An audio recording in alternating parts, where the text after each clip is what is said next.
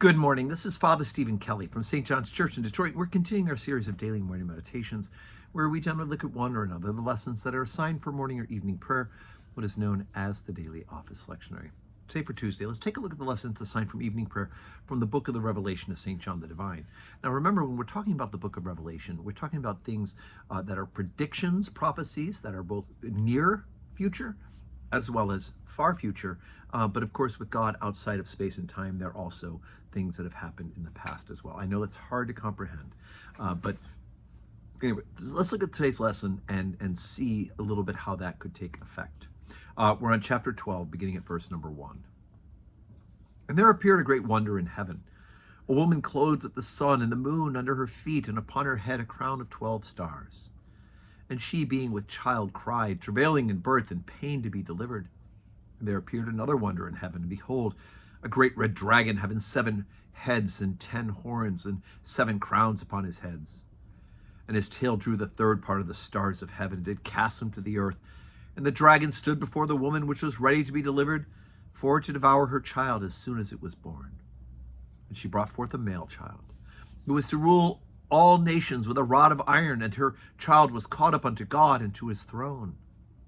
And the woman fled into the wilderness, where she hath a place prepared of God, that they should feed her there 1,260 days.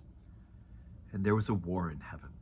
Michael and his angels fought against the dragon, and the dragon fought under his angels and prevailed not, neither was their place found any more in heaven. And the great dragon was cast out, that old serpent called the devil and Satan, which deceiveth the whole world. He was cast out into the earth, and his angels were cast out with him. And I heard a loud voice in heaven, now is come salvation and strength and the kingdom of our God and the power of his Christ.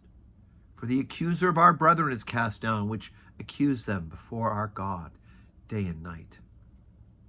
They overcame him by the blood of the Lamb, and by the word of their testimony, and they loved not their lives unto the death. Therefore rejoice, ye heavens, and ye that dwell in them. But woe to the inhabitants of the earth and of the sea, for the devils come down unto you, having great wrath, because he knoweth that he hath but a short time. Okay, so these are, again, events that have happened outside of our time and space, and are going to happen outside of our time and space. They're both end time things as well as things that are outside of time and space. So we have the image of the woman giving birth to the child, and people have talked about this premonition of the birth of Jesus Christ himself, right? Jesus won't be born again a second time.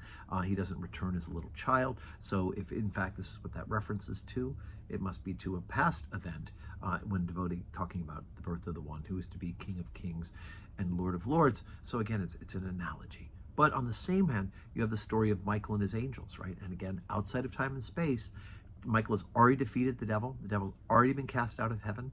And at the end time, the devil will continue to be stirred up against those.